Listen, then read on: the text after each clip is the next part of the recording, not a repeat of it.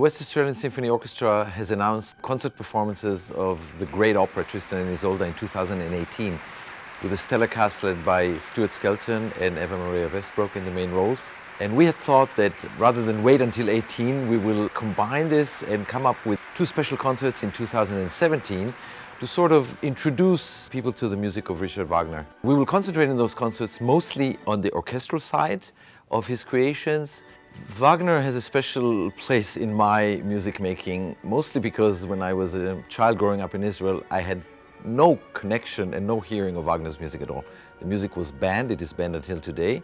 And only when I came to Berlin in the early 90s, I was exposed for the first time to his music when I was assisting Daniel Barenboim in Berlin. And the first work I had heard was maybe the most complex one, his last opera, Parsifal. And I was hit by the bug and could not leave it alone ever since. In these two concerts, we will explore the role of Richard Wagner in the history of classical music, the music which had influenced him at the time when he was a young composer, his own compositions, mostly through the instrumental aspect of his composition, instruments, harmony, counterpoint, etc.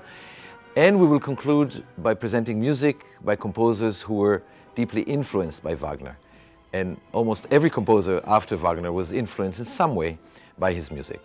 We have planned the concerts in such a way that they should actually be very interesting for people who have no idea of Wagner's music and would like to have an introduction. I will be speaking in the concerts. We will be playing some examples so people understand what was so new and revolutionary about Wagner's music. And for those who know the music and love it, they will hear some works of composers before Wagner and after Wagner they might not know, like the Gwendolen Overture by Chabrier, Vampires Overture by Marschner. Of course, we will be playing a lot of Wagner, and specifically I think the highlight is the 5 symphonic movements from The Ring.